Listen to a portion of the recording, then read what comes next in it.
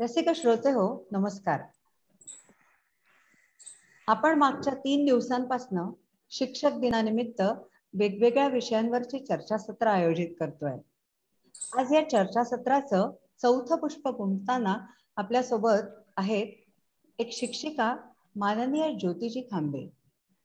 मंडळी, कसं असतं ना, मोठं होण्याच्या प्रक्रियेत आपल्या मनात काही स्वप्न सुद्धा आपल्या सोबतीनं मोठी होत असतात.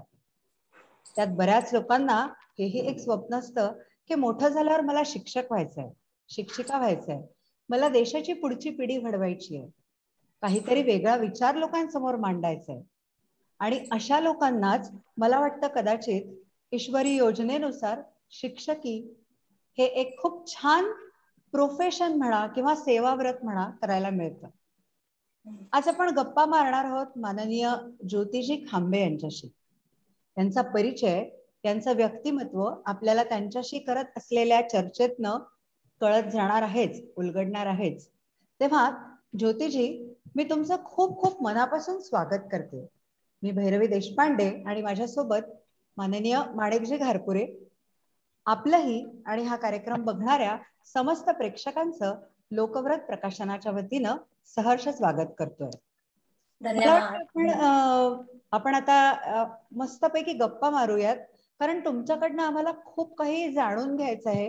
तुम्ही ऍक्च्युअली शिक्षण क्षेत्रात काम करताय, त्यामुळे तुमचे अनुभव आणि तुमची मतं या सगळ्याच गोष्टी आमच्या सगळ्यांसाठी खूप महत्वाच्या आहेत. मला पहिला प्रश्न तुम्हाला असा विचारायला आवडेल की एक तर तुम्ही स्वतःबद्दल काय सांगाल आम्हाला, आणि दुसरं असं की तुमच्या मते परिपूर्ण शिक्षण म्हणजे नेमकं काय. तर मला वाटतं की या प्रश्नांची उत्तरं देऊन तुम्ही आजच्या या कार्यक्रमाचा शुभारंभ करावा. धन्यवाद ताई. माझ्याबद्दल सांगायचं म्हटलं तर आपल्याला बोलता बोलता माझ्याबद्दलचं तुम्हाला बरंच काही कळेलच.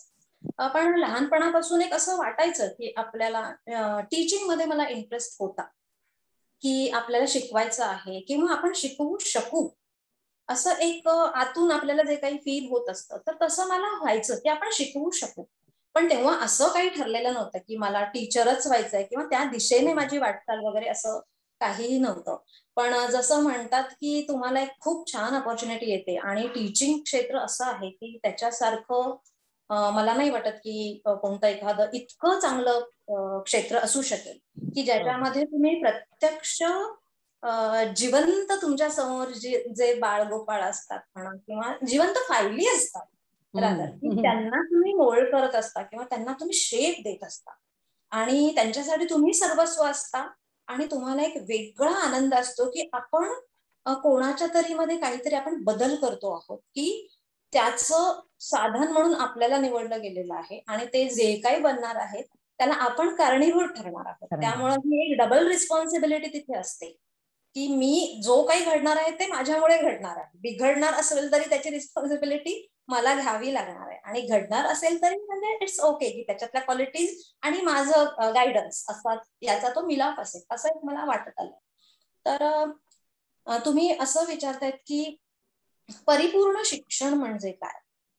तर एखाद्या व्यक्तीचा किंवा शिक्षण आहे म्हणजे तो घेणारा विद्यार्थी आहे, तर त्या विद्यार्थ्याचा सर्वांगीण विकास जे शिक्षण करतो त्याला परिपूर्ण शिक्षण असं आपण एक आदर्श एक व्याख्या आपण असं म्हणू शकतो. पण एकूण सगळं चित्र बघता, कारण मी खूप आयडियल वगैरे असं बोलणार नाही, कारण मला फॅक्ट समोर ठेवून मला बोलायला आवडेल की उगाच ते थिअरॉटिकल बोलण्यापेक्षा की मी बघते आहे किंवा मी अनुभवते आहे तर मला काय वाटतं आहे. तर आता असं झालंय की परिपूर्ण शिक्षण म्हणजे काय, तर चारी बाजूंनी विद्यार्थ्याचा जो विकास करणार आहे, मग त्याच्यामध्ये भावनिक असेल, त्याच्यामध्ये मानसिक असेल, त्याच्यामध्ये बौद्धिक असेल, त्याच्यामध्ये शारीरिक असेल, हे सगळ्यांमध्ये परिपूर्णता आणण्याचं काम जे शिक्षण करतं ते परिपूर्ण शिक्षण आहे असं आपण म्हणतो.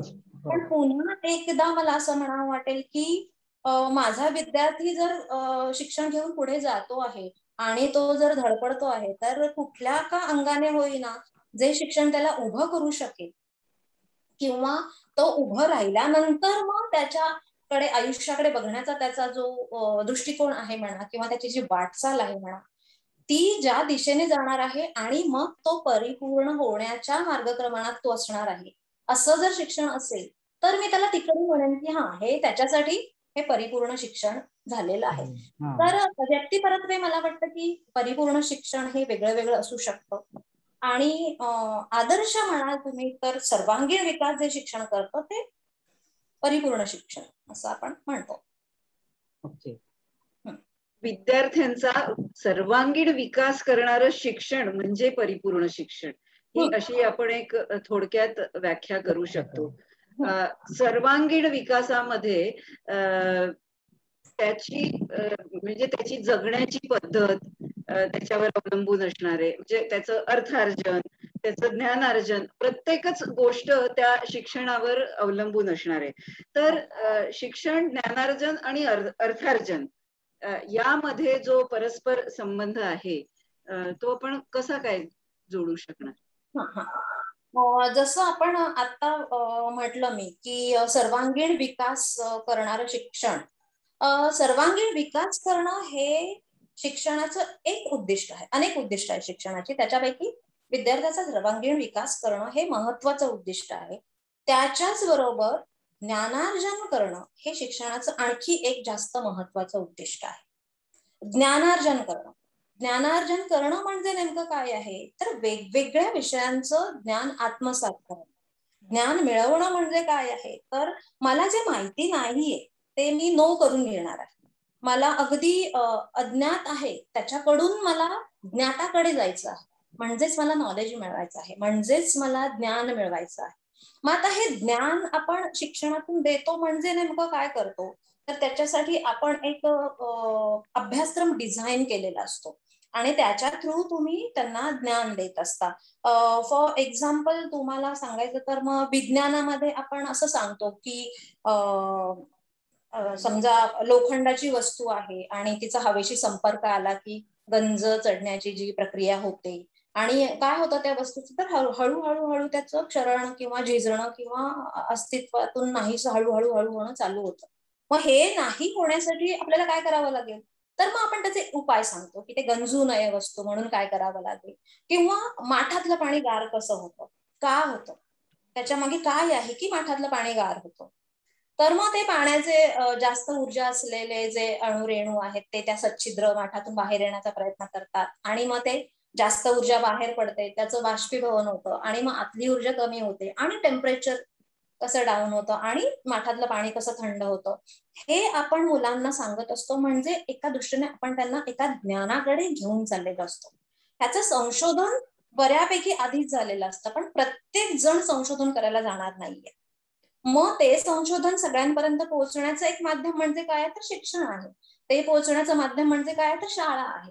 ते त्यांच्यापर्यंत पोहोचवण्याचं आणखी एक माध्यम म्हणजे कोण आहे तर शिक्षक आहेत, पुस्तक आहेत, व्हॉट एव्हर इट इज. मग हे ज्ञानार्जन केल्यानंतर मग त्याला कळणार आहे की माझा इंटरेस्ट या कशामध्ये आहे. मी भाषेमध्ये भावनिक विकास माझा होतो आहे, त्याच्यामध्ये मी जास्त इंटरेस्टेड आहे तर मला पुढे जाऊन काय करायचं आहे. मी विज्ञानामध्ये जास्त इंटरेस्टेड आहे तर मी ठरवते आहे की मला संशोधन करायचं आहे आणि संशोधन हेच माझं अर्थार्जनाचं साधन असू शकेल. किंवा मी लिहिणार आहे, मी रायटर बनणार आहे तर ते माझं अर्थार्जनाचं साधन होणार आहे का, असा सगळा विचार करून अर्थार्जन हे पण त्याचं शिक्षणाचं एक साध्य आहे. जसं ज्ञानार्जन हे एक साध्य आहे तसं अर्थार्जन हे पण शिक्षणाचं एक साध्य आहे. तुम्ही आता बोलताना म्हणालात त्याच्यावरून माझ्या मनात एक प्रश्न आला की विद्यार्थ्यांचा कल ओळखून, म्हणजे विद्यार्थ्यांना कळतं की मला काय आवडतंय किंवा मला काय आवडत नाही, म्हणजे अप्टिट्यूड काय आहे आपली.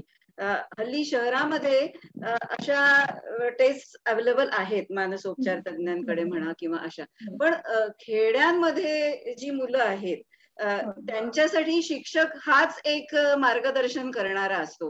तर त्या दृष्टीने काही प्रयत्न होतात का शाळांमधून? आवड आपण असं जसं म्हणतो आहे तर या दृष्टीने अलीकडे प्रयत्न होत आहेत किंवा ठरवून असं डिझाईन केलं जातंय. मग त्याच्यामध्ये ऍक्टिव्हिटी बेस्ड शिक्षण येतं आहे किंवा जसं तुम्ही म्हणता शहरामध्ये ऍप्टिट्यूड टेस्ट घेतली जाते आहे. पण त्याचा पाठपुरा म्हणजे शाळेतून बाहेर पडल्यानंतर त्याच्यासाठी जे आवश्यक आहे ती संसाधनं बाहेर रेडी आहेत का, तर तेवढ्या मोठ्या प्रमाणामध्ये ती रेडी आहेत असं दिसत नाही.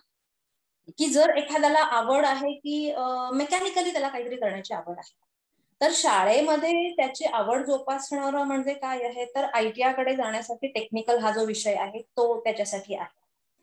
अदरवाईज त्याला त्याच्याकडे आणखीन दुसरं कोणतं आउटलेट आहे का, तर प्रत्येकाची आवड लक्षात घेऊन जर आपण असं म्हणू की त्याला एक आउटलेट दिलं गेलं पाहिजे, तर तेवढ्या मोठ्या प्रमाणामध्ये मला वाटत नाहीये की शिक्षण क्षेत्रामध्ये अजून तेवढा विचार केला गेला आहे. आणि त्या दृष्टीने 10वीच्या नंतर त्यांना खूप सगळे सोर्सेस दिले जात आहेत. इन कंपॅरिझन पूर्वीचं आणि आताचं शिक्षण म्हणतात खूप सगळे बदल होत आहेत, होऊ घातलेले आहेत. पण जर ताळमेळ बसवायचं म्हटलं की मला शिक्षणानंतर जर मला रोजीरोटीसाठी काही करायचं आहे आणि माझ्या आवडीनुसार ते अवेलेबल होणार आहे का, तर ह्याच्यासाठी मला वाटतं प्रयत्न होत आहेत आणि अजून आपल्याला करणं खूप गरजेचं आहे.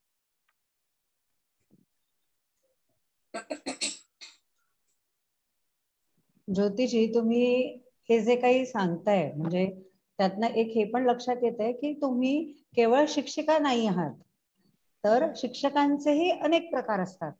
म्हणजे काही शिक्षक असेही असू शकतात की शिकवलं आणि आपलं काम झालं, बस देणं घेणं संपलं, असेही असू शकतात. पण तुम्ही अत्यंत वेगवेगळ्या गोष्टींचा विचार करताय, म्हणजे हे एक विचार मंथन जे आहे हे कुठेतरी आपल्यामध्ये आपल्या मूल्यांमधनं आपल्या संस्कारांमधनं झिरपत जातं असं मला वाटतं.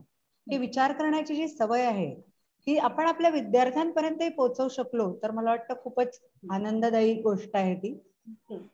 मला तुम्हाला असं विचारायचंय की आपण शिक्षणातनं बऱ्याच गोष्टी विद्यार्थ्यांना देण्याचा प्रयत्न करतो, त्यामध्ये मूल्य शिक्षण हा सुद्धा एक फार महत्वाचा भाग झालेला आहे शिक्षणाचा. तर जुन्या शिक्षण पद्धतीतनं आलेली मूल्य आपण कुठेतरी हरवून बसतोय की काय असं वाटायला लागतंय आजकाल.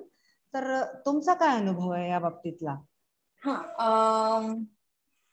जसं जुनी शिक्षण पद्धती किंवा आपण त्याच्याही मागे जाऊ आणि प्राचीन शिक्षण पद्धतीचा जर आपण विचार करतो आहोत, तर प्राचीन शिक्षण पद्धती म्हणजे त्याला तोड नाही.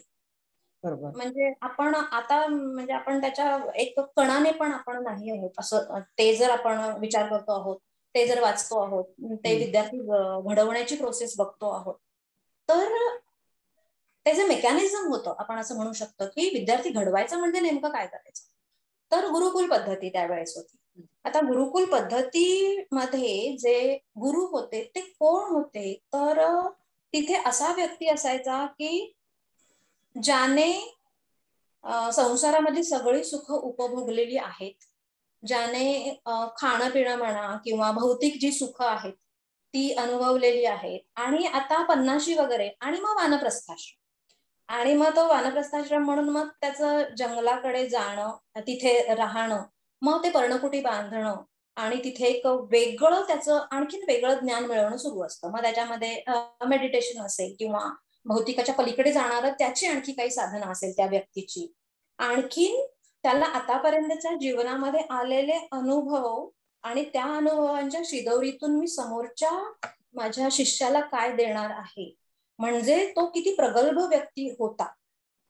ती व्यक्ती किती प्रगल्भ होती की ती व्यक्ती सगळं बघून भोगून ठेच लागून समजून उमजून काय करायला नाही पाहिजे, काय झालं तर काय होणार आहे, हे सगळे अनुभव घेऊन, इतके सगळे अनुभव त्या व्यक्तीच्या शिदोरीमध्ये असायचे, आणि ते देण्यासाठी मग ते गुरुकुल पद्धतीचं शिक्षण होतं ते होतं. म्हणजे त्याला आपण आता वेट नाहीच करू शकत, कुठल्याही अंगाने नाही करू शकत.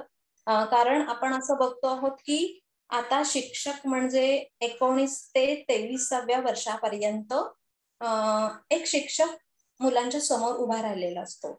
आता 19 ते 23 वय आपण लक्षात घेतलं आणि त्याचा अनुभव लक्षात घेतला, आणि अशा व्यक्तीच्या हातामध्ये एका शिक्षकाच्या हातामध्ये समजा आपण एक 4-5 वर्ग धरूया आणि 50 ऍव्हरेजने 5-5-25 म्हणजे 250 मुलांच्याकडे तो रोज त्याचं देवाणघेवाण होणार आहे. तर अशा ह्याच्यामध्ये तुम्ही ती तुलना जर इकडे कराल आणि जर मूल्यांचं अवलोकन होत आहे का म्हणाल तर ऑफकोर्स ते होणार आहे आणि होतं आहे. आणि कसं आहे की मग आपण तेच धरून बसायचं आहे का, तर नाही. कालानुरूप आपल्याला बदललं पाहिजे आणि बदल हा निसर्गाचा नियम आहे. So we should accept all the changes. आणि मग त्याच्या बरोबरीने येणारं जे चांगलं आहे, जे वाईट आहे, त्याला पण आपणच रिस्पॉन्सिबल राहायला पाहिजे. आणि तसं तसं होत आहे. तर काही मूल्य आपल्याकडून जात आहेत असं जरूर आहे, असं झालंय. पण त्याच्या बदल्यात खूप काही घेणारी मुलं पण आहेत. खूप शार्प पिढी पण आपल्या समोर आहे की त्यांचा ऍक्सेप्टन्स वेगवेगळ्या क्षेत्रांमधला आहे, तो कमालीचा आहे. हे पण तितकंच सत्य आहे त्याच्यात. हे तुम्ही गुरुकुल पद्धतीबद्दल सांगितलं, हे खूप महत्वाची तुलना आहे ही खरं म्हणजे. कारण गुरुगृही विद्यार्थी 7व्या किंवा 8व्या वर्षी जायचा. पूर्ण ज्ञानार्जन होईपर्यंत तो तिथे गुरुगृहीच असायचा. म्हणजे पब्लिक स्कूल आता जसं असतं त्या टाईपचं आपण म्हणूया. आणि त्या विद्यार्थ्याच्या सर्वांगीण विकासाची जबाबदारी ही त्या गुरुची असायची. गुरुपत्नी ही त्याला अगदी आपल्या मुलासारखं वागवायची. म्हणजे आपण हे गोष्टींमधनं बघितलेलं आहे. म्हणजे गुरु हे फक्त ज्ञान देणारे नव्हते, तर ते संस्कार सुद्धा तिथे होत होते. तर आता शाळेतनं किंवा शिक्षणातनं काय संस्कार होत आहेत? म्हणजे एक सामाजिक जीवनात वागण्याचे संस्कार किंवा देशभक्तीचे संस्कार म्हणूया. तर हे आपलं शिक्षण हे कशा पद्धतीने देत आहे? शिक्षणातून देशभक्ती आपण जर असा विचार केला तर आता कसं झालंय की राष्ट्रभक्ती किंवा देशभक्ती, तर आपल्याला प्रत्यक्ष लढाई करायला जायचं नाहीये. तर मग देशभक्ती म्हणजे काय असेल, राष्ट्रभक्ती म्हणजे काय असेल, तर सगळ्यात पहिल्यांदा आपल्या डोळ्यासमोर सैनिक येतो.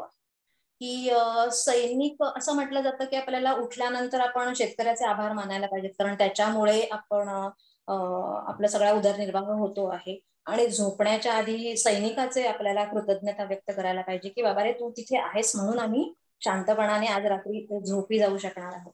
तर ही जी जाणीव आहे की आपण कोणामुळे सुरक्षित आहोत, ही जरी झाली किंवा ही जरी विद्यार्थ्यांनी ठेवली तरी ती एक प्रकारे राष्ट्रभक्ती असणार आहे. की सैनिकाबद्दल मला काय वाटतं आहे, किंवा माझ्या समोर जर मी माझ्या गावाला जातो आहे आणि तिथे कुठल्या तरी एका घरामध्ये एखादा सैनिक आहे, तो सुट्टीवरती आलेला आहे, तो वावरताना त्याच्याबद्दल तुम्हाला काय वाटतं आहे, किंवा त्याच्याशी बोलताना तुमच्याकडे रिस्पेक्ट आहे का, हे सगळं देशभक्तीमध्ये राष्ट्रभक्तीमध्ये जाणार आहे. आणखी एक म्हणजे की राष्ट्रभक्ती तुम्हाला जर रुजवायची असेल तर त्याच्यासाठी आता आपल्याला वेगळे वेगळे प्रयत्न करायला पाहिजे.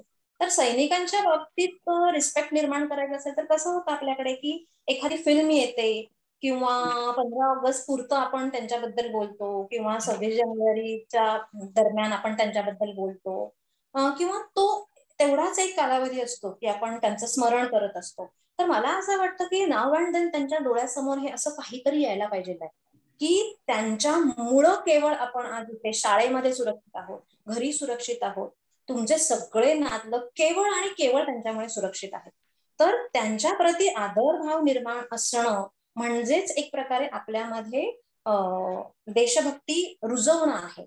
तर मग त्याच्यासाठी केवळ फिल्म दाखवून, फिल्म बघतो आणि आपण विसरून जातो किंवा ते आपल्याला सतत स्मरण नाही राहत, तर हे राहिलं पाहिजे. मग त्याच्यासाठी आपण वेगवेगळ्या उपाययोजना करू शकतो. टीव्हीवरती जे ऍडव्हर्टाइजमेंट येतात म्हणा, किंवा तिथे येऊ दे ना सैनिकाचं रुटीन येऊ दे, किंवा एखादा सैनिक जर सुट्टीवरती परत आलेला आहे तर त्याचे इंटरव्ह्यूज दाखवू दे, ते मुलांना दाखवले गेले पाहिजेत. किंवा गव्हर्नमेंटने सुद्धा असे काही उपाययोजना केल्या पाहिजेत की सैनिक किती महत्वाचा आहे हे कळण्यासाठी तुम्हाला तो सतत मध्ये आधे दिसला पाहिजे. मग तो इंटरव्ह्यूच्या माध्यमातून असेल, त्याची शाळेला व्हिजिट असेल, किंवा ते फक्त शाळेचे उपक्रम नाहीये, तर हे बाहेरून इव्हन पॉलिटिकली किंवा सरकारकडून हे सगळे प्रयत्नपूर्वक ते झालं पाहिजे. आणखीन देशभक्ती म्हणजे काय आहे किंवा राष्ट्रभक्ती म्हणजे काय आहे, तुम्ही विदाऊट तिकीट गेलेले आहात तर तुम्ही इनर टाईप तुम्ही देशद्रोह करता आहात किंवा तुमचं देशावरती प्रेम नाहीये, हे तुम्हाला विद्यार्थ्यांना सांगितलं पाहिजे. की तुम्ही विदाऊट तिकीट जात आहात म्हणजे तुम्हाला काही मुलांना भूषण वाटतं की मी कसा विदाऊट तिकीट गेलो आणि मी कोणाला कसा सापडलो नाही. तर हे सुद्धा छोटं छोटं छोटं तुम्हाला रुजवायला पाहिजे की तुला असं वाटतंय पण तू काय केलंस माहितीये का, तर तुझ्या देशाला तू बुडवलंयस. मग कसं बुडवलेलं आहेस, तर हे असा असा असा पैसा कुठे कुठे कसा कसा वापरला जातो आणि तुझं कॉन्ट्रीब्युशन तुझ्या हाताने तू कसं कमी करून घेतलेलं आहेस, किंवा देशसेवा करण्याची ती जी एक संधी होती ती तू कशी गमावला गेलास आणि तुला ते कसं कळलेलं नाहीये, हे सांगणं म्हणजे सुद्धा एक प्रकारचं देशभक्ती जागवणं आहे किंवा रुजवणं आहे. इव्हन निर्व्यसनी नागरिक असणं. नागरिक म्हणजे कोण आहे, तर विद्यार्थी आहे अगेन, किंवा मानवतावाद तुमच्यामध्ये असणं, नागरिकांमध्ये मानवतावाद असणं, अहिंसेने तुम्हाला जगता येणं, न्यायवृत्ती तुमच्यामध्ये निर्माण करणं किंवा सर्वधर्म समभाव तुमच्यामध्ये निर्माण करणं, हे हे एक शाळेचं किंवा शिक्षणाचं किंवा अप्रत्यक्षपणे हे त्यांचंच काम आहे की तुम्ही येता जाता शिकवताना एखादं मूल्य तसं आलं की तुम्ही पोर्शन कदाचित बाजूला ठेवायला हवा. तुमचा धडा, कविता, मी तर अक्षरशः मी ते बंद करून ठेवते आणि तो पॉइंट घेऊन की ह्याच्यातून तुम्ही देशभक्त कसे होऊ शकता किंवा ह्याच्यातून तुमच्यामध्ये देशभक्ती कशी दिसू शकते, हे सगळं मी सांगत असते. तर अशा प्रकारे हे एक शिक्षणाचंच काम आहे, त्यांच्यावरती बिंबवणं वगैरे जे आहे ते.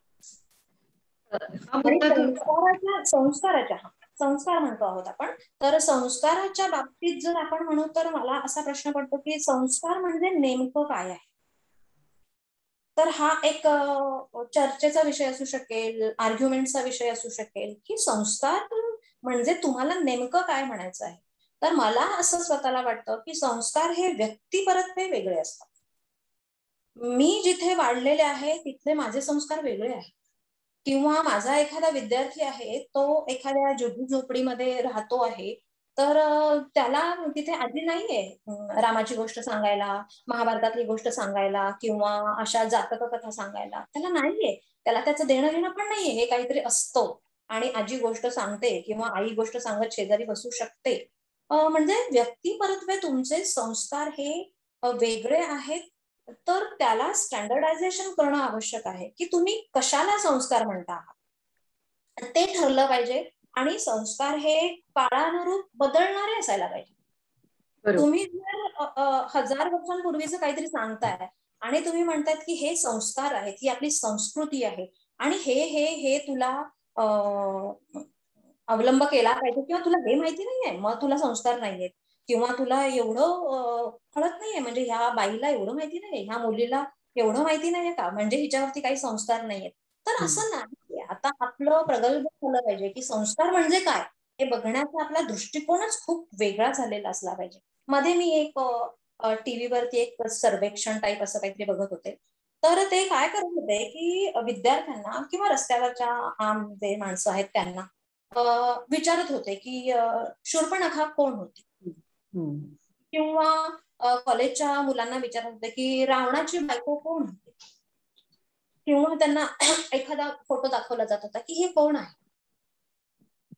आता तो फोटो मला एक्झॅक्टली आठवत नाहीये कोण आहे, पण समजून चालूया आपण की असं एखादं हिस्टॉरिकल कॅरेक्टर दाखवलं जात आहे त्यांना आणि तो फोटो दाखवला जातो आहे आणि हे कोण आहे विचारतायत आणि त्या व्यक्तीला समजा सांगता येत नाहीये की हे कोण आहे, कारण त्या व्यक्तीने त्याच्या शालेय जीवनामध्ये एक परिच्छेद तो काहीतरी वाचलेला आहे की असं असं 600 वर्षांपूर्वी असं असं ही राणी होऊन गेली किंवा हा राजा होऊन गेला किंवा 1000 वर्षापूर्वी असं असं झालं, हे युद्ध झालं, आणि तिथे तो एक पॅरेग्राफ त्याने वाचलेला असतो. तर इतकं ते असं उछाल देणं म्हणतात ना की मग हे कसं, ही संस्कृती आहे का, ही अशी पिढी चाललेली आहे आणि ह्या मुलांचं कसं होणार आहे आणि आपल्या संस्कृतीचं अधःपतन चाललेलं आहे. तर अकॉर्डिंग टू मी ते मूल खूप छान शिकत आहे, ते शिक्षणाच्या दृष्टीने खूप चांगलं आहे, ते खूप चांगलं वागतं आहे, ते कोणाला मारामाऱ्या करायला जात नाहीये, त्याचं अर्निंग सोर्सेस खूप चांगले चाललेले आहेत, चांगलं वाईट त्याला छान कळतं आहे, तो कुणालाही हर्ट करायला जात नाहीये, तो हिंसेने वागत नाहीये. मला वाटतं ह्याच्या पलीकडे संस्कार काय असतात, किंवा हे म्हणजे संस्कार आणि असं तो आपण थोपवू नाही शकत की कदाचित त्याला नाही मिळाली आजी की ते सांगणारी ह्याची कथा त्याची कथा त्याची कथा नाही, त्याच्यावरती ते बिंबवलं गेलंय, कारण त्याची आई पण असेल वर्किंग, तिला पण नाही झालंय हे सगळं बघायला. आणि त्यांना जर असं वाटतं आहे की मी समाजाला जर घातक ठरत नाहीये कुठल्याही दृष्टीने, तर मी अशा व्यक्तीला म्हणेन की त्याच्यावरती चांगले संस्कार झालेले आहेत. हल्ली ते बरोबर. आपल्याला बरंच काहीतरी निघालेलं आहे की संस्कार हे गेले पाहिजे. तर तुम्ही एकाच माळेत सगळ्यांना संस्काराच्या नाही बसवू शकत, कारण त्याच्या गावीच नाहीये तो संस्कार, किंवा घरी गेल्यानंतर त्याच्या अकॉर्डिंग त्याला बॅकग्राऊंड मिळणार नाहीये. मग तो फक्त इकडून ऐकणार आणि इकडून सोडून देणार आहे. तर त्याच्यासाठी संस्कार वेगळे असणार आहेत, किंवा तुम्हाला आणखीन वेगळे प्रयत्न करावे लागणार आहेत की ह्या विद्यार्थ्यांना संस्कार म्हणजे काय द्यायचे आपल्याला, किंवा ह्या विद्यार्थ्यांना संस्कार म्हणजे आपल्याला काय द्यायचंय. मग मला सगळीकडे वेगळे वेगळे संस्कार देता येत नाहीये, तर मग मला स्टँडर्डायझेशन कसं करावं लागेल की जे संस्कार म्हणून एकूण एक मूल त्याला लागू पडतील. तर ही आपल्याला व्याख्या बदलावी लागेल, हे ठरवावं लागेल आपल्याला. म्हणजे अगेन व्यक्ती परत हे संस्कार वेगळे आहेत की थोपवू नयेत की हे म्हणजे संस्कार आणि हे नाही म्हणजे तुझ्याकडे संस्कार नाही. बरोबर. चांगला माणूस आणि चांगला नागरिक म्हणजे सुसंस्कारित. म्हणजे सुशिक्षित म्हणजे सुसंस्कारित अशी व्याख्या आपण नाही करू शकत. की आपण असंही म्हणू शकतो, आपण असंही म्हणू शकतो याला की जशा सगळ्याच गोष्टींच्या व्याख्या हळूहळू बदलत चालल्या आहेत, तसे संस्कार या याची पण व्याख्या या शब्दाची बदलायला हवी. म्हणजे आज या गोष्टीची गरज कदाचित खूप कमी उरलेली आहे की तुला काय माहिती आहे, तुला मंदोदरी माहिती आहे की नाही, आणि तुला शूर्पणखा माहिती आहे की नाही. याच्यापेक्षा जास्त गरज आजच्या तरुण पिढीला हे जाणून घेण्याची आहे की बाबा रे, तू उठताना एक दिवा बंद करून उठतोयस की नाही, तू ट्रेन मधनं उतरतो आहेस तर तिथला तू पंखा बंद केलायस की नाही. हा पण एक संस्कारच झाला आजच्या काळात, ज्याची फार गरज आहे. आणि ही डे टू डे लाईफ मध्ये आपण दाखवत असलेली आपली देशभक्तीच आहे. बरोबर. म्हणजे आपण प्लास्टिकचा वापर टाळणं, म्हणजे छोट्या छोट्या गोष्टी जरी आपण केल्या, कारण प्रत्येक जण काही सीमेवर आपण जाऊ शकत नाही. बरोबर. पण कृतीतनं आपण हे दाखवू शकतो. करेक्ट आहे, करेक्ट आहे.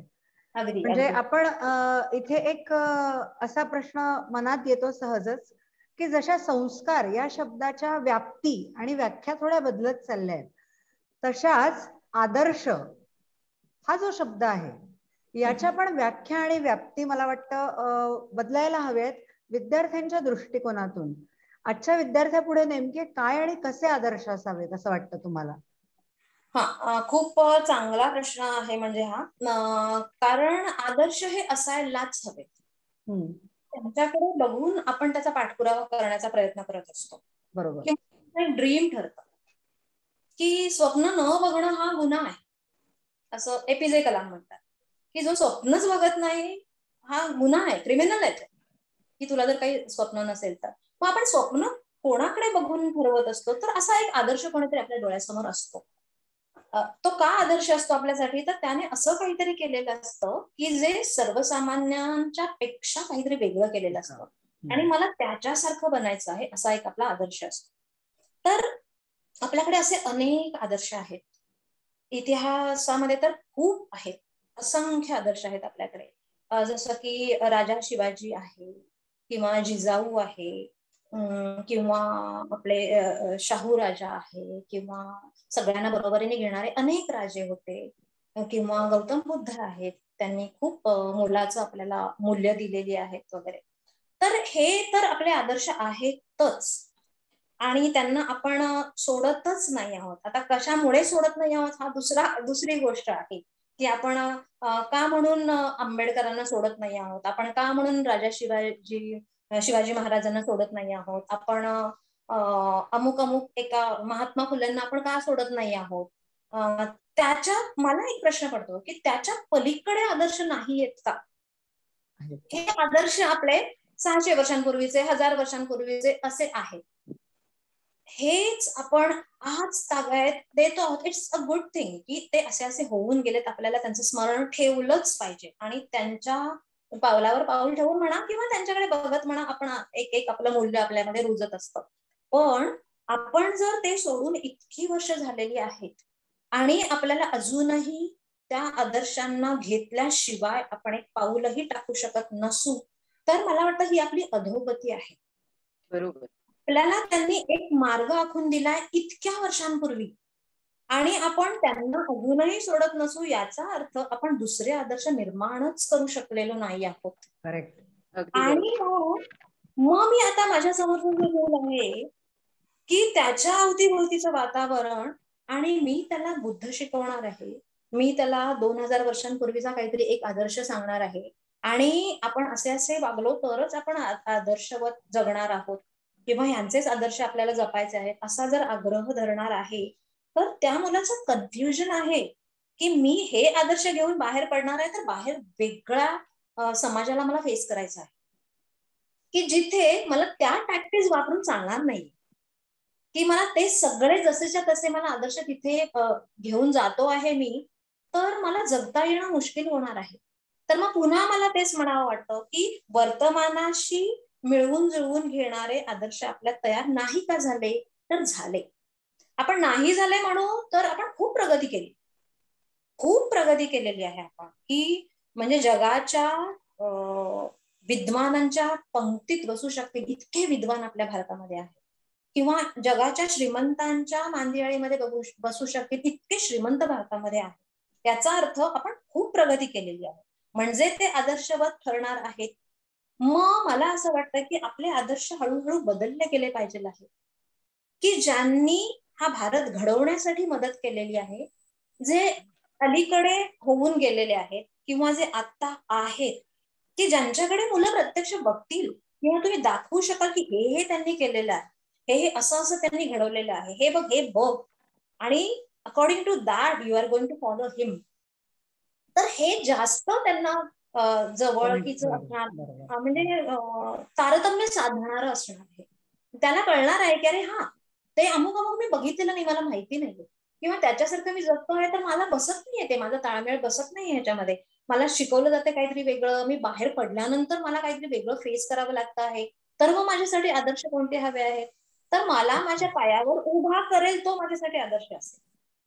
मला समाजासाठी कोणीतरी आत्ता काय करतो आहे, तर मी त्या दृष्टीने समाजामध्ये हा बदल घडवू शकणार आहे, तर मला आत्ताचा आदर्श पाहिजे आहे.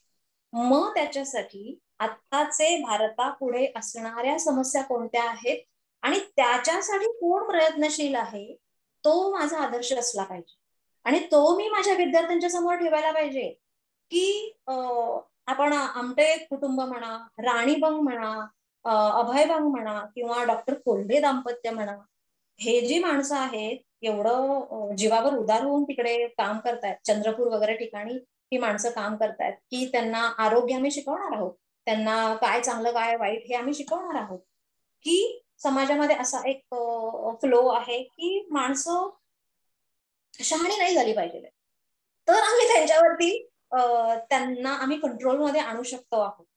हा एक फ्लो समाजामध्ये आहे, आणि मला असं वाटतं की मग त्यामुळं हे आदर्शवरती आणत नाहीयेत का, हा मला प्रश्न पडतो. अजून त्यांनी काय करायला हवं, की अशी माणसं आहेत, आता कॅन्सर टाटा रुग्णालयाच्या इकडे कित्येक वर्ष अन्नदान केलं जातं, की आधीच पिचलेली असतात, कुठून गावाहून वगैरे कुठून कुठून आलेली असतात, त्यांना राहण्याची सोय नसते, किंवा कॅन्सरसाठी इतका प्रचंड खर्च होणार असतो, आणि त्याच्यातून त्यांना तिथे मुंबईमध्ये राहायचं असतं, की ज्यांनी कधीही बघितलेलं नसतं, आणि एवढा मोठा आघात असतो, तर त्यांना आपण किमान जेवण पुरवू शकतो फ्री ऑफ कॉस्ट. हे आदर्श नाहीत का, किंवा हे आदर्श आपण नाही दाखवणार आहोत, किंवा काहीतरी भूकंप होतो आहे, प्रलय येतो आहे, आणि तिकडे खूप मोठ्या प्रमाणात कोणीतरी कामगिरी करत आहे, तो आदर्श आपण आणणार नाही आहोत का मुलांच्या समोर. तर हे एक वाटतं. किंवा आपल्याकडे Kailash Satyarthi, Nobel prize winner Kailash Satyarthi, की त्यांनी काय केलं की बालकामगारांना शोधून काढून काढून अगदी त्यांच्या जीवावर बेतणार आहे, किंवा कोणाला तरी आवडणार नाहीये की हा माणूस काय आमचे कामगार घेऊन जातो आहे, की इथे छोटी छोटीच मुलं हवीत, कारण त्यांचे छोटे छोटे हात, आणि त्या हातानेच हे सगळं होणार आहे, आणि हा माणूस येतो आहे की आणि बालकामगार नाही, हे तुम्ही नाही करू शकत वगैरे असं म्हणतोय, आणि त्यांना सोडून घेऊन जातो आहे. तर अशी माणसं आपण कुठे आणतो, कैलास सत्यार्थी किती जणांना माहिती आहे, मग त्यांना पुढे का आणलं जात नाहीये, हा एक विचार करण्याची गोष्ट आहे. मग तुम्हाला प्राचीन आदर्शांमध्ये गुंतवून ठेवून तुम्हाला वास्तवाचं भानच करून द्यायचं नाहीये का विद्यार्थ्यांना, मग आम्ही विद्यार्थ्यांना जे म्हणतो आहोत की तुम्ही बाणेदार बनायला पाहिजे आहे. आम्ही टिळकांचं उदाहरण देतो आहोत की मी शेंगा खाल्ल्या नाहीत, मी टरफल उचलणार नाहीये. पण त्याला समाजामध्ये जर असं कोणी वागू देत नाहीये, त्याच्यावरती खूप वेगळ्या प्रकारे प्रेशर आणलं जात आहे. तर तुम्ही आदर्श एक दाखवताय आणि बाहेर गेल्यानंतर त्या आदर्शाचं त्याला काही करता येत नाही, त्याला गुंडाळून ठेवावं लागतंय ते सगळं. आम्ही शाळेमध्ये काय शिकवतो आहोत? अंधश्रद्धा नको आहे.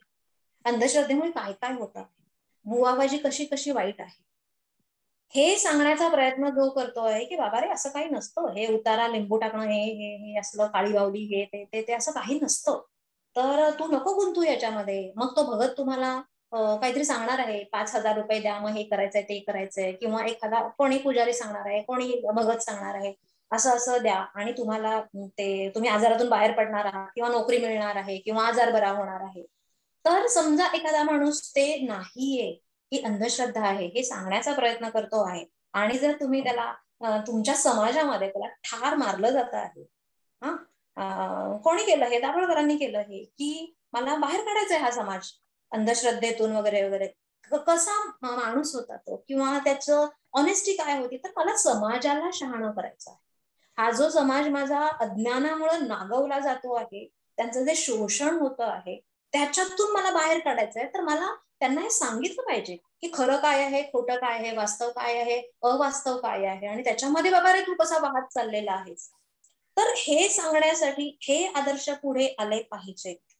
तर हे आदर्श पुढे न येता उलट त्यांचा काटा काढला जातो आहे. तर मला असं वाटतं की मग मी शिक्षिका आहे का, तर मला कधी कधी असं वाटतं की मी शिक्षिका आहे असं मी अजून म्हणू शकत नाहीये. मी काय म्हणू शकते की मी मुलांना शिकवते आहे असं मी म्हणू शकते, पण मला धाडस होत नाही की मी एक शिक्षिका आहे. कारण मला असं वाटतं की मी काहीतरी वेगळं देते आहे आणि इथे काहीतरी आणखीन वेगळं आहे बाहेर. तर मग मी कमी पडते आहे का? मग मला बाहेरचं सराउंडिंग बदलण्यासाठी मी काय करू शकणार आहे का? तिथे मी पुरेशी पडते आहे का? तिथे पुरेसं पडण्यासाठी मला मग काय करावं लागणार आहे? मग मी शिकवायचं नाहीये का? किंवा मग काय करायला हवं आहे? तर पूर्णपणे बदल येणं आवश्यक आहे, की तुमच्या समस्या काय आहेत आणि त्या समस्येला भिडण्यासाठी जो कोणी उभा राहतो आहे तो विद्यार्थ्यांच्या समोरचा आदर्श असायला पाहिजे. तरच सिच्युएशन बदलणार आहे आणि तरच तुम्ही एका अर्थाने तुम्ही आदर्श दिलाय असं म्हणू शकणार आहात. आणि त्या आदर्शांवरती आमची पिढी चाललेली आहे, आमचे विद्यार्थी चाललेले आहेत. तेव्हा मला वाटेल की मी एक शिक्षिका म्हणून, आता मला म्हणा की मी एक शिक्षिका. बरोबर.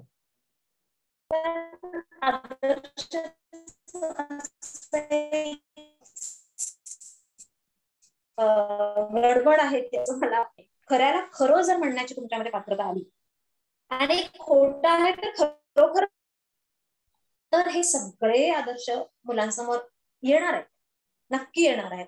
पण तुमच्यामध्ये ती क्षमता असायला पाहिजे की मी खोटं आहे तर खोटं म्हणेन आणि जर खरं आहे तर मी खरं म्हणेन. ही बुद्धी, हे व्हॅल्यूज जर तुम्ही मुलांच्या मध्ये म्हणणार नाहीये, बाहेर पडताना त्यांचं गोंधळ होतो आहे. ते अमुक अमुक मूल्य घेऊन बाहेर पडतात आणि बाहेर त्या मूल्यांचा जर चोळामोळा होत असेल, किंवा आम्ही त्यांना असं सांगितलेलं असतं की तुम्ही मूल्याधिष्ठित राहा, तो एक दिवस न्याय आहे आपण असं जे म्हणतो, तर ते थोडंफार बदललं गेलं पाहिजे. त्यामुळं आदर्श बदलले गेले पाहिजेत असं मला वाटतं. म्हणजे पूर्वीचे आदर्श न विसरता आपण हे पण आदर्श आपण त्यांच्या सतत डोळ्यासमोर ठेवले पाहिजे असं मला वाटतं. हे अगदीच बरोबर आहे. आपली जी आत्ताची शिक्षण पद्धती आहे ती ब्रिटिशांनी सुरू केली जी होती, त्याच पठडीवर आपण पुढे जातो आहोत. आणि मला असं वाटतं की त्यांची उद्दिष्ट वेगळी होती ही शिक्षण पद्धती बनवण्याची. आता आपल्याला उद्दिष्ट बदलण्याची वेळ आली. कारण मला आठवतं मी जो इतिहास शिकले 24-25 वर्षानंतर माझ्या लेकीला मी तोच इतिहास शिकवला. ट्रू. म्हणजे काहीही बदल झालेला नाही. म्हणजे मी स्वातंत्र्य मिळण्यापर्यंतचा इतिहास शिकले. त्यानंतर 75-70 वर्ष होऊन सुद्धा इतिहास वेगळा नवीन त्याच्यामध्ये ऍड झालेला नाहीये. की तो व्हायला हवाय. म्हणजे तुम्ही म्हणालात तसं आपल्याकडे कोणी झालं नाहीये असं नाहीये, पण ते आता मुलांसमोर आणण्याची गरज आहे.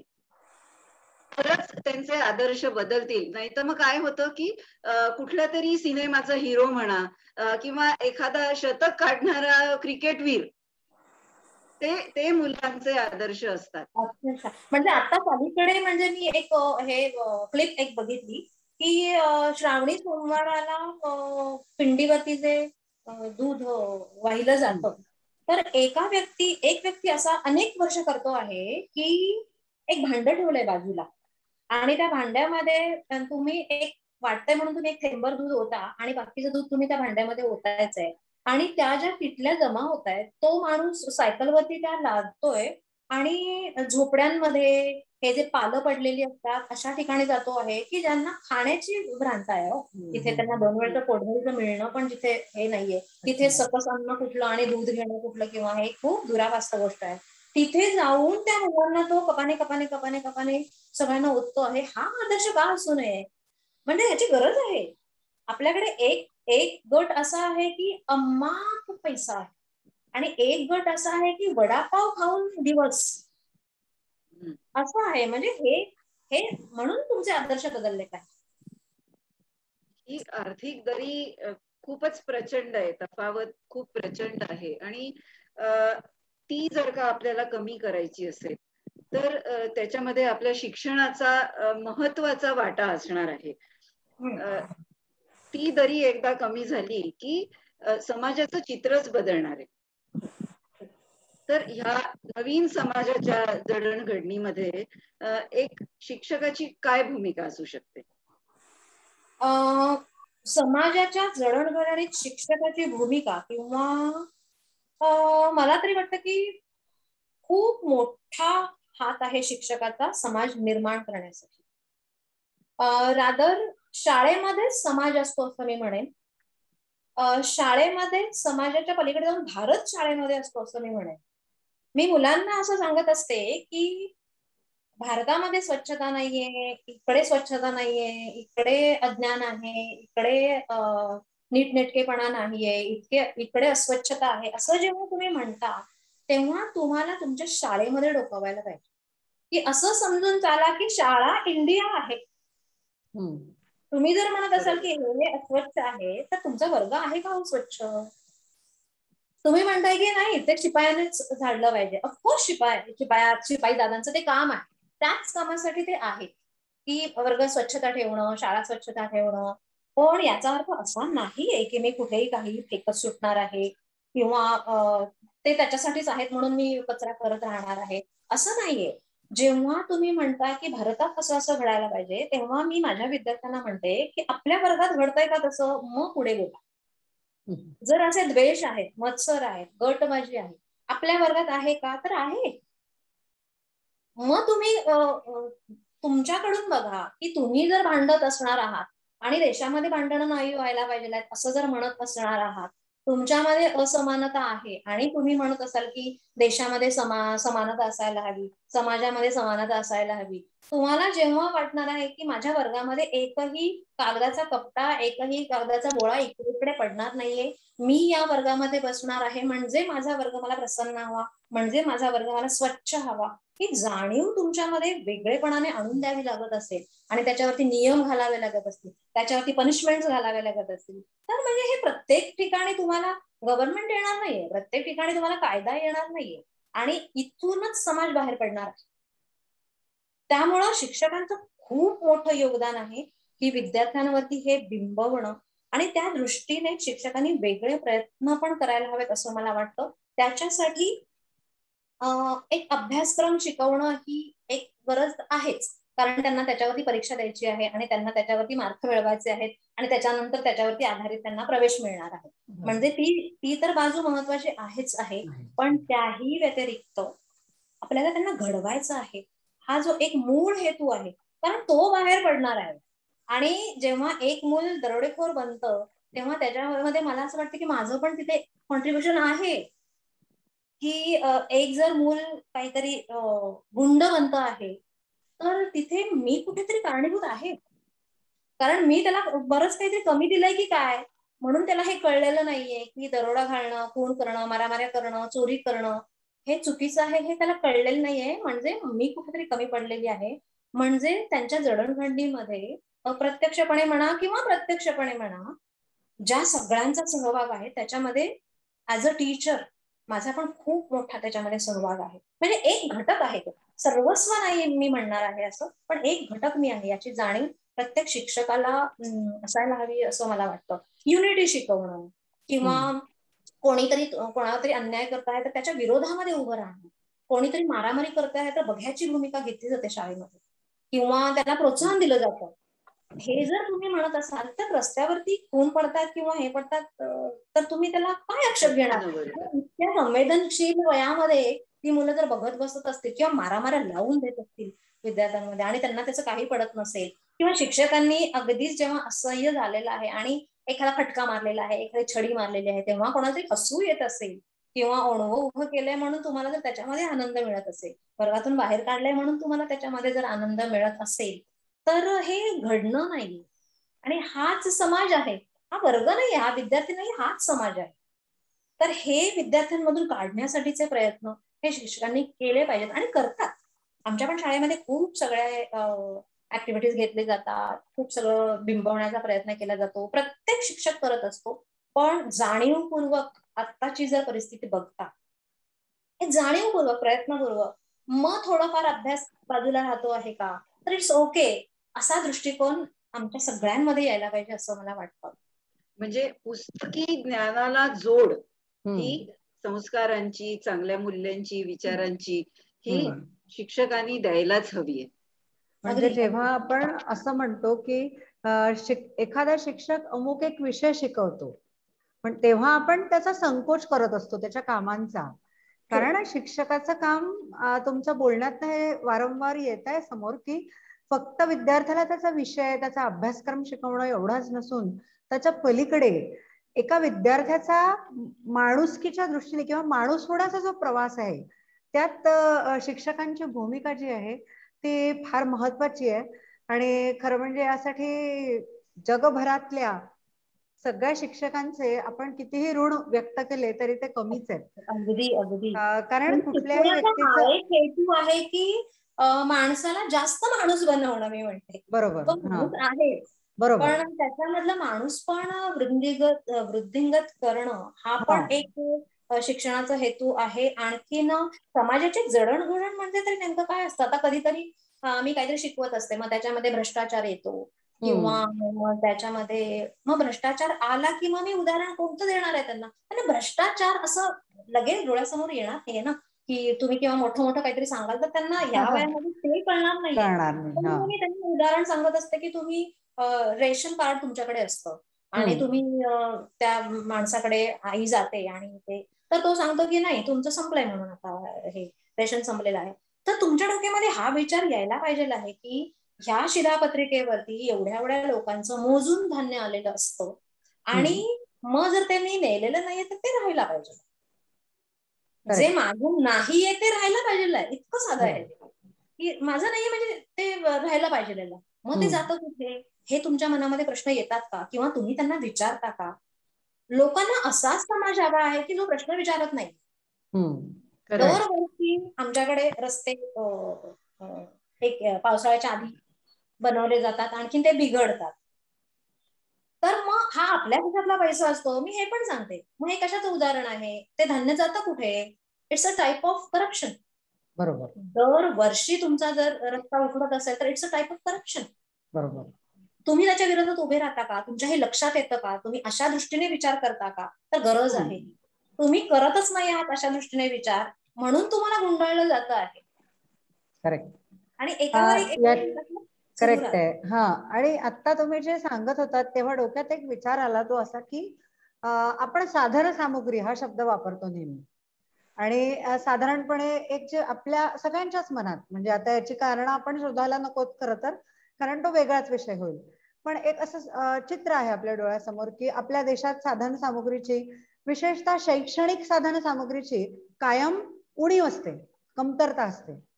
मग मला इथे तुम्हाला हा प्रश्न विचारावा असं वाटतोय की शैक्षणिक साधन सामुग्रीची उपलब्धता आणि विद्यार्थ्याची प्रगती यांचा खरोखरी काय आणि कसा संबंध आहे?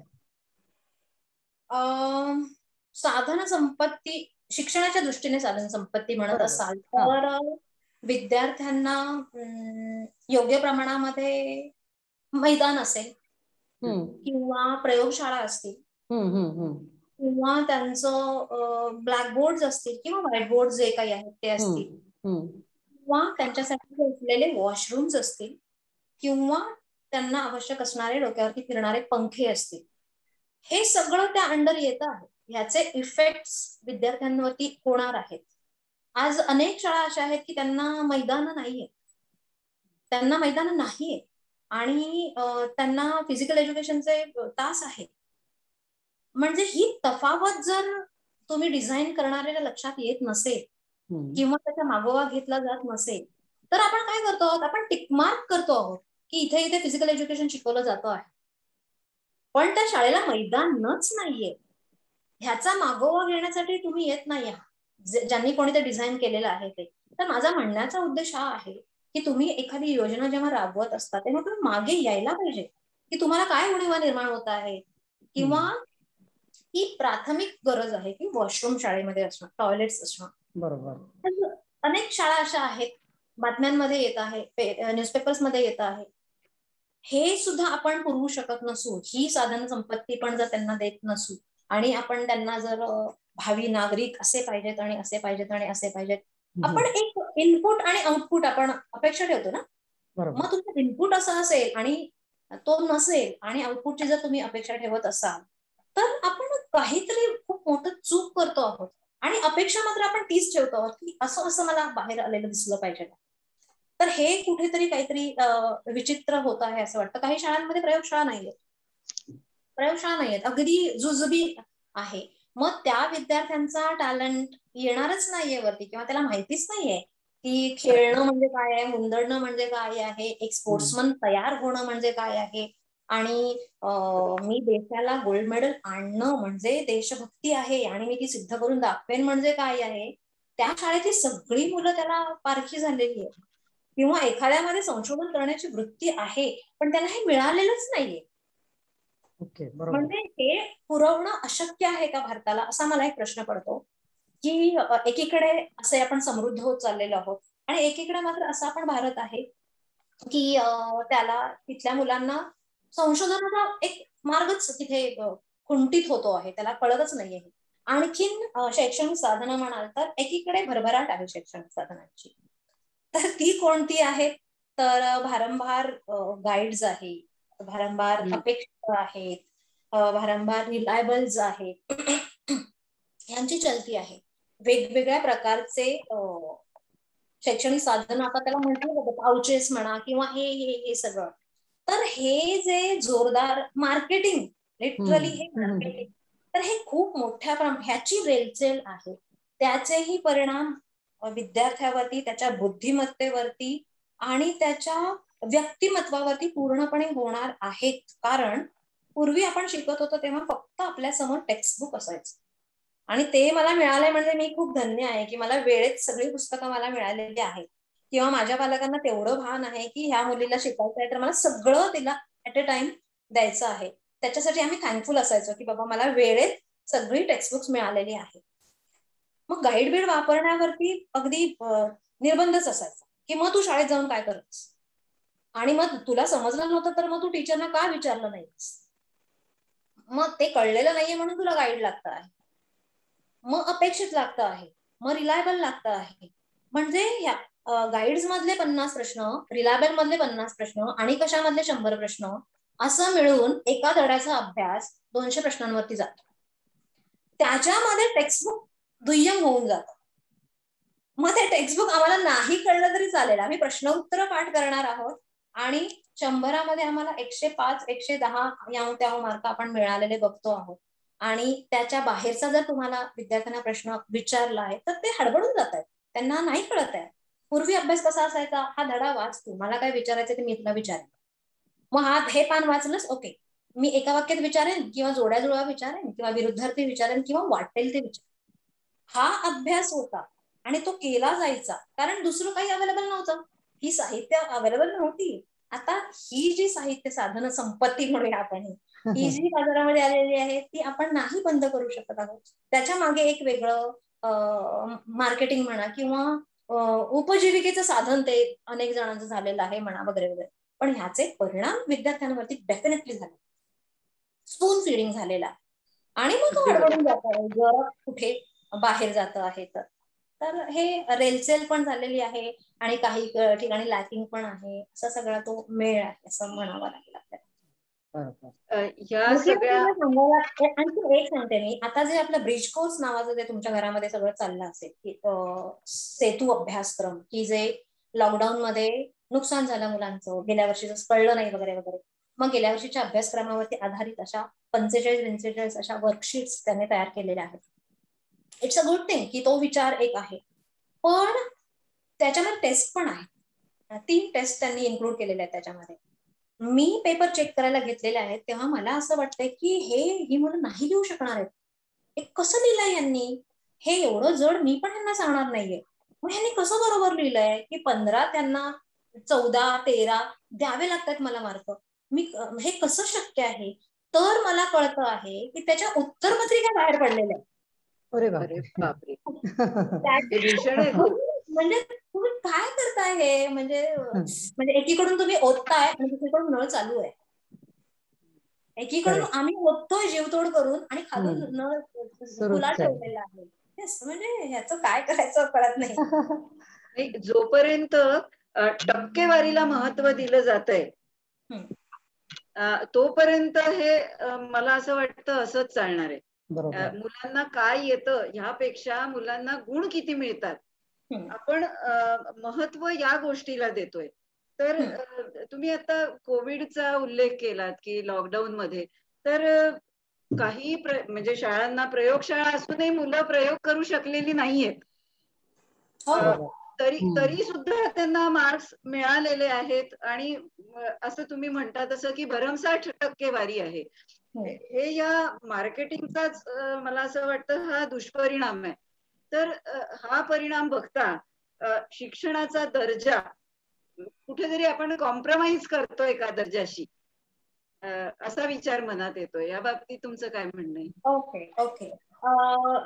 जसं आपण आता म्हणालो की मला ह्याच्याबद्दल ऑब्जेक्शन घ्यायचं आहे की टेस्टच्या उत्तर बाहेर पडणं आणि एकीकडे मग आमच्या शिक्षकांवरती ब्लेम होतो ना. बरोबर. एकीकडे शिक्षकांवरती ब्लेम होतो की एवढे मार्क कसे पाडले किंवा एवढे मार्क कसे दिले, किंवा गेल्या वर्षीच्या 10वी मध्ये जे आपण निकष लावले होते की 9वीचे मार्क आणि 10वीचे मार्क यांचं कॉम्बिनेशन करून तर त्याप्रमाणे तो रिझल्ट लावला गेला. तर आता मी जे ह्याचं ब्रिज कोर्सचं जे उदाहरण दिलं, असं जर होत असेल तर म्हणजे तुमच्या शिक्षणाचा दर्जा खालावणार आहे. हे जे मी म्हटलं की त्यांना आयती जर तुम्ही उत्तरं देणार आहात आणि त्याच्या पलीकडे एखादं विचारलं तर त्या मुलाला अजिबात उत्तर देता येणार नाहीये, असे अनुभव आम्ही घेतो. तुम्ही त्याला 200 प्रश्न पाठ करायला द्या, तो करतो. पण त्या 200च्या व्यतिरिक्त तुम्ही जर प्रश्न विचारला तर त्याला माहिती नसतं. म्हणजे असे सगळेच विद्यार्थी असतात असं मला म्हणायचं नाहीये. जे इंटेलिजंट आहेत त्यांचा काही प्रश्न येणारच नाहीये. मग एकीकडे आपण असं घडताना बघतो आहोत, त्याच्यावरती आपण काही कार्यवाही करत नाही आहोत आणि एकीकडे आपण असं म्हणतो आहे की दर्जा खालावतो आहे. म्हणजे हे डबल स्टँडर्डचं जगणं आपण जगतो आहोत की तुम्ही एक विचार मांडता आहात आणि त्यालाच खोडून काढणारा दुसरा विचार त्याच्या पॅरलल चाललेला आहे, तरी तुम्ही त्याच्याकडे लक्ष देत नाही आहात आणि पुन्हा म्हणता आहात की पूर्वी असं नव्हतं आणि आता असा हा दर्जा खालावला जातो आहे. आता शिक्षणाचा दर्जा खालावला जातोय म्हणजे नेमकं काय होतंय? तर जसं मी म्हणाले की शिक्षणाचा एक हेतू हा आहे की त्याला अर्थार्जन करून देतं तुमचं शिक्षण, आणि आता त्याची नितांत गरज आहे की मला अर्थार्जन मिळावं. रादर तो एक उद्देश ठेवूनच मुलं अभ्यास करत असतात. आम्ही सांगण्याचा प्रयत्न करतो की शिक्षण फक्त तुम्हाला पैसे मिळवण्यासाठीच नाही करायचं आहे, तर तुम्हाला सुसंस्कृत बनण्यासाठी, तुम्हाला माणूस बनण्यासाठी, मानवतावाद तुमच्यामध्ये येण्यासाठी पण शिक्षक कसं मदत करतं किंवा तुमच्यामध्ये प्रगल्भता आणण्याचं काम शिक्षण कसं करतं हे जरी आम्ही सांगितलं तरी एकूण अवस्था बघता, बेरोजगारीचं प्रमाण बघता आणि एकूणच सगळा विचार करता शिक्षण कशासाठी, तर मला चांगली नोकरी मिळण्यासाठी असा एक कयास बांधला जातो. मग त्याच्यामध्ये कसं होत आहे की असं म्हटलं जातं की there is always room for the best. जे सर्वोत्तम आहे त्याला मिळणार.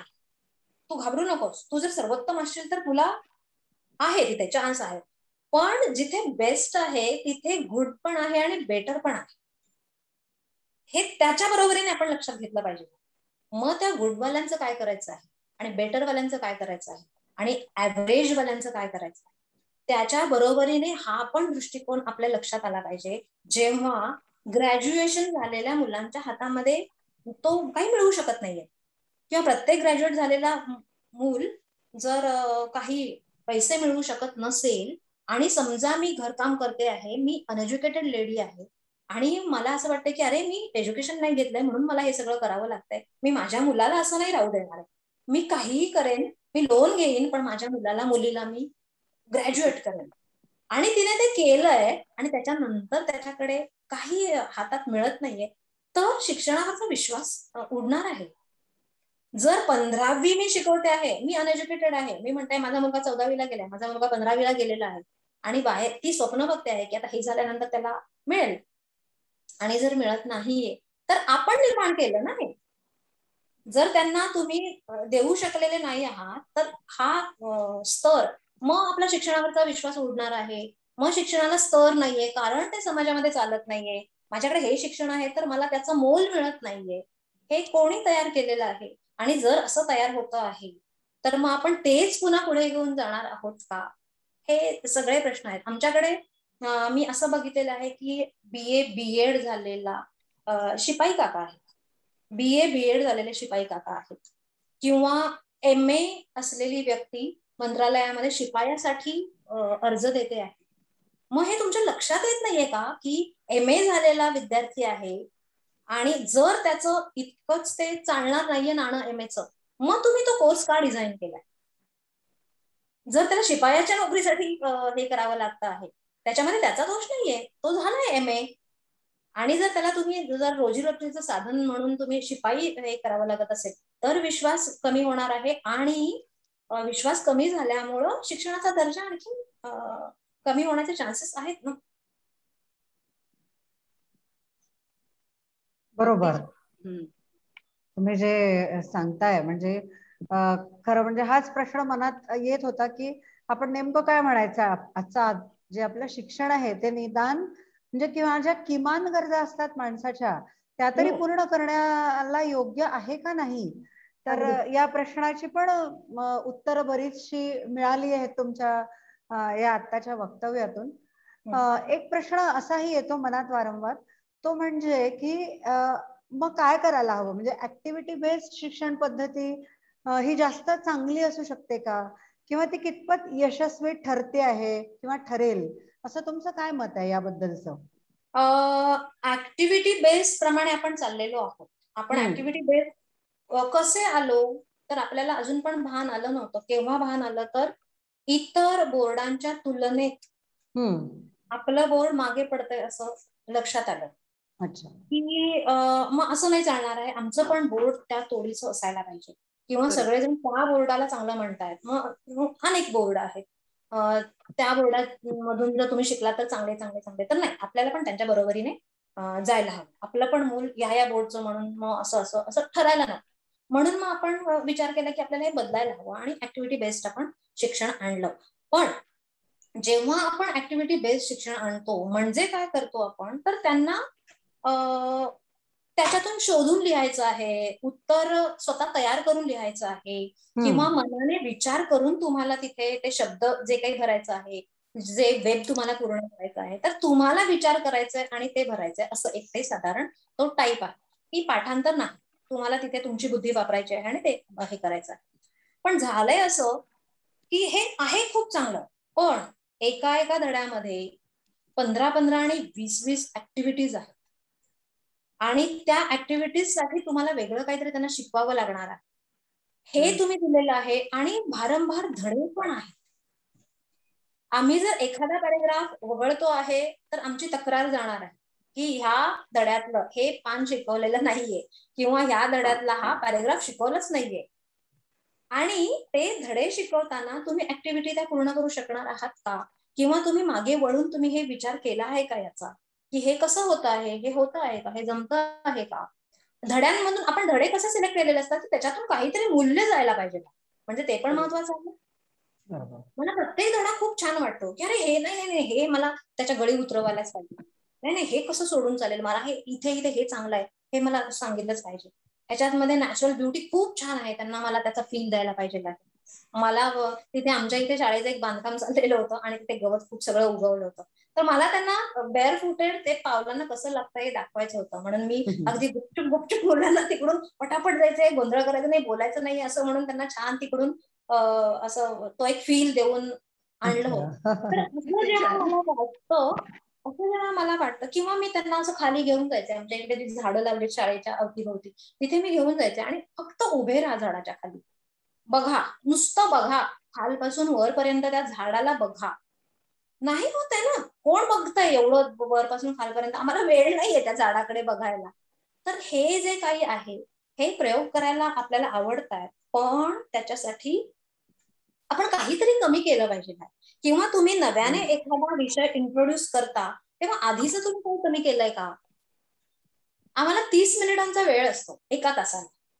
30 मिनिटांच्या वेळेमध्ये मला असं वाटतं की अरे ह्याच्यापेक्षा मला अजून काहीतरी वेगळं दिलं असतं तर बरं झालं असतं. मला हे वेगळं शिकवायचं होतं, पण माझं पोर्शन संपणार नाहीये, युनिट टेस्ट येते, अमुक येत आहे, हे पण शिकवायचं आहे, ते पण शिकवायचं आहे, संरक्षण शास्त्र शिकवायचं आहे, मूल्य शिक्षण शिकवायचं आहे, आणि कोणतं कोणतं इंट्रोड्यूस केलंय ते शिकवायचं आहे. तर ह्याचा विचार का केला जात नाही, किंवा मागे वळून तुम्ही येत का नाही की काय होतंय बाबा, धरपकड होते आहे का, आम्हाला हवा आहे तसा विद्यार्थी बाहेर पडत नाहीये, मग आपण अवलोकन करायला पाहिजे आहे नेमकं काय होतं आहे.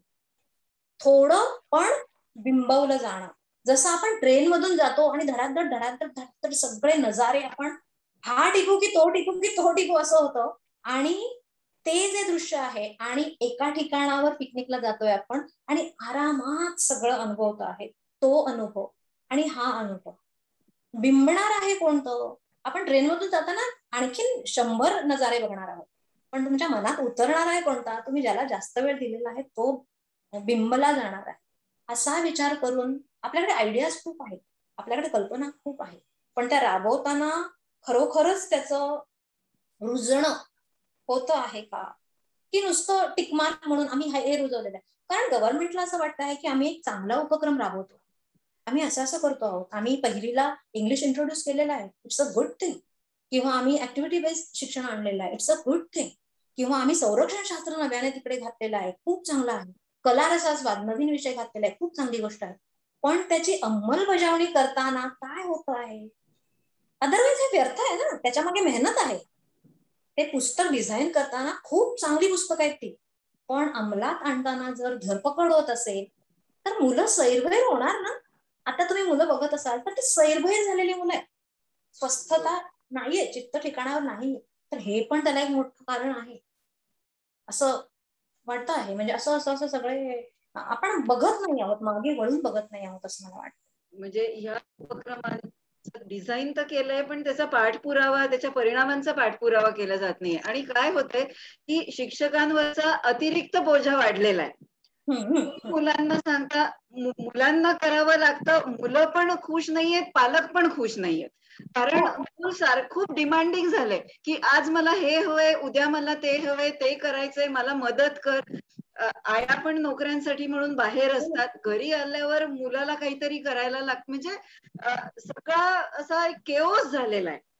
किंवा मला असं वाटतं की समजा मग मी प्रतारणा करते आहे का, जर हे इतकं छान डिझाईन केलेलं मला त्यांना द्यायचं आहे आणि मूल बाहेर पडताना मात्र आमच्यावरती ब्लेम केला जातो आहे की मग शिक्षकांनी काय शिकवलं, किंवा हे पण शाळेत शिकवलं जात नाही का, किंवा मग असं असं एवढ्या फॅसिलिटीज शिक्षकांना मिळतात मग हे पण करत नाहीयेत का. असं जेव्हा हे होतं तेव्हा मला असं वाटतं की अरे मी खूप ठिकाणी कमी पडते आहे, किंवा मी नाही घडवू शकत आहे का त्याला. पण त्याच्या मागे ही जी कारणं आहेत त्याचं खल होणं जे आवश्यक आहे तो होत नाहीये, आणि वास्तव जे काय आहे ना ते समोर येत नाही असं होतंय. मग काय होतं की रोग एक आणि इलाज भयंकर, म्हणजे आग रामेश्वरी आणि रंभ सोमेश्वरी असं काहीतरी ते होतं आहे. तर त्याचा विचार करणं खूप आवश्यक आहे असं वाटतं, आणि त्याच्यातून खूप सगळे प्रश्न सुटतील असं पण वाटतं. की एक प्रक्षोभक हे निर्माण होतं, शिक्षणाबद्दल म्हणा, शिक्षकांबद्दल म्हणा, विद्यार्थ्यांबद्दल म्हणा, ते एकूणच त्याच्यातले खूप सगळे प्रश्न सुटू शकतील असं वाटतं. बरोबर. मला वाटतं आपण बऱ्याच वेळपासून आपली ही चर्चा सुरू आहे आणि खूप वेगवेगळ्या विषयांवर आपण प्रकाश टाकत टाकत आपला हा प्रवास सुरू आहे. तर एक आणखीन तुम्हाला असं मला शेवटी विचारावं असं वाटतंय की एक शिक्षक म्हणून या सगळ्यांकडे बघताना तुम्हाला काय वाटतं नेमकं? म्हणजे काय बदल हवेत, काय चांगलं आहे, काय फार असह्य होत आहे. जसं आता एक तुमच्या बोलण्यातनं जी सारखी जाणवतीये ती तळमळ जाणवतीये की खूप होत आहे यार, आता काहीतरी करायला हवं, ही जी एक अस्वस्थता आहे ही जाणवते आहे. तेव्हा तुम्ही एक व्यक्ती म्हणून, नागरिक म्हणून तर या सगळ्यांकडे बघताच, पण शिक्षक म्हणून बघताना तुम्हाला नेमकं काय काय वाटतंय? विद्यार्थ्यांना शिक्षक म्हणजे काय असतं हे तुम्ही तुमच्या घरात तुमच्या लक्षात आलं असेल की तुमचं ते एक वेळ काही मान्य करणार नाही, पण माझ्या बाईंनी सांगितलंय किंवा मला सरांनी सांगितलेलं आहे म्हणाल तर तो किती कसा त्याचं म्हणजे फॉलो करेल हे मी वेगळं सांगण्याची गरज नाही. तर विद्यार्थ्यांचं खूप प्रेम असतं शिक्षकांवरती आणि आजचा विद्यार्थी हा खूप खूप टॅलेंटेड आहे, कष्ट करण्याची वृत्ती पण त्याच्यामध्ये आहे आणि आहे तो खूप म्हणजे नानाविध त्याच्यामध्ये कला आहेत, आणखी त्याला त्या जोपासायच्या पण आहेत, आणखी शार्प आहे तो, वेगवेगळी सगळी ही जी आधुनिक उपकरणं ह्याच्यामध्ये तो अगदी पारंगत झालेला आहे. आणखीन प्रचंड प्रेम आहे त्यांचं शिक्षकांवरती. तर मी खूप भाग्यवान समजते की मला असं प्रत्यक्ष काहीतरी घडवण्याचं सुख मिळतं आहे. किती प्रेम असतं ह्याचं मी एक उदाहरण सांगू शकेन तुम्हाला की एकदा असं झालं होतं की शाळा सुटली होती, बऱ्यापैकी वेळ झाला होता आणि आम्ही खाली उतरलो तर माझ्या वर्गातली काही मुलं, एक 4 मुलं तिथे उभी राहिलेली होती. एकाच्या शर्टच्या गुंड्या तुटल्या होत्या, दुसऱ्याचा काहीतरी चोळामोळा झाला होता आणि माझीच वाट बघत ते थांबले होते. म्हटलं काय रे?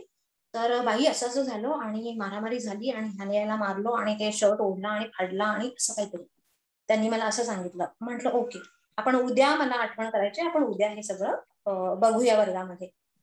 ठीक आहे, मग त्यांना मी पाठवलं. दुसऱ्या दिवशी मी वर्गात आले आणि सांगितलं की मला असं असं कळलं की आपल्या वर्गामध्ये मारामारी झाली आणि इतकं की शर्ट फाडेपर्यंत मारामारी झाली. तर मला खूप वाईट वाटलं. म्हटलं की मी तुम्हाला येता जाता असं बरंच काही सांगते आहे, आणखी तरी आपण जर असे हिंसक बनत असू, की मी असं म्हणते आहे की वर्ग म्हणजे फॅमिली आहे. घरी जसं तुमचं आई आहे तिथे मी आहे, इथे शाळेमध्ये मी असणार आहे.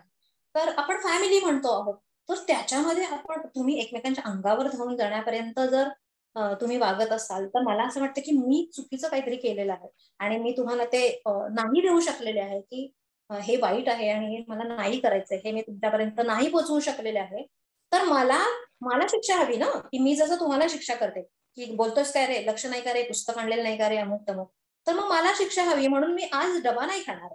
मी त्यांना असं सांगितलं की मी डबा खाणार नाही, की मला वाईट वाटलं की माझ्या वर्गामध्ये मारामारी होते. कसं काय, मी त्यांना रोज सांगते आहे की हिंसक बनल्यामुळे काय होतं किंवा तो कंट्रोल करण्यासाठी तुम्हाला काय करायचं आहे किंवा वेगळ्या मार्गाने तुम्ही तो कसं सोडवू शकता, याच्यासाठी मी तुम्हाला वेगळा वेळ देते आहे. तर मग मी पोचवू शकलेलं नाहीये, हा माझा फॉल्ट आहे. असंच एक मी त्यांना एक ट्रॅप केलं होतं आणि म्हटलं की मग मी स्टाफ रूम मध्ये गेले आणि माझा डबा मी वर्गात आणून ठेवला की मी आज नाही डबा खाणार आहे, हा इथे मी डबा ठेवते आहे. तर इतकं म्हणजे त्यांना वाईट वाटलं होतं की दर तास झाल्यानंतर मुलं माझा डबा घेऊन स्टाफ रूम पर्यंत यायची. बाई आम्ही परत असं नाही करणार आहे, तुम्ही डबा खा ना. बाई आम्ही पुन्हा नाही करणार आहे, पुन्हा आम्ही मारामारी नाही करणार आहोत, पण तुम्ही डबा खा ना, असं वगैरे. तर हे मला वाटतं की हे पण एक रुजणं आहे की मला असं वाटलं होतं की मी त्यांना ट्रॅप करते आहे का, पण काही वेळेला असं गरज असते ती की त्यांना त्याच्यातून बाहेर काढण्यासाठी किंवा ते काहीतरी मूल्य त्यांच्यामध्ये रुजायचं असेल तर मला असं काहीतरी करायला हवं आहे. तर अशा काहीतरी गमती शाळेमध्ये खूप छान होत असतात आणि त्यांच्यामध्ये रमायला मला खूप आवडतं. आणि again I would like to say की खूप आवडता माझा हे क्षेत्र आहे. पण तरी एकूण सगळं बघाल तर मी एक शिक्षक आहे का, तर मला असं वाटतं की मी मुलांना शिकवते आहे आणि मला त्याचा पगार मिळतो आहे. शिक्षक असणं हे खूप मोठं काहीतरी आहे असं मला वाटतं आणि त्या इतपत पोहोचण्यासाठी मी खूप काही करणं बाकी आहे आणि काहीच झालेलं नाहीये माझ्याकडून, असं मला वाटतंय सतत, म्हणजे असं वाटत असतं. आणि तिथे पोहोचल्यानंतर मी शिक्षक आहे असं मी म्हणू शकेन असं मला वाटतं. आणि त्या दृष्टीने माझे प्रयत्न चालू असणार आहेत आणि ते प्रयत्नपूर्वक मी ह्या लॉकडाऊन नंतर तरी प्रयत्नपूर्वक करणार आहे असं मी ठरवलंय. आणि बघूया, तुमच्या सगळ्यांच्या शुभेच्छा असतील तर ते पण पूर्ण होईल.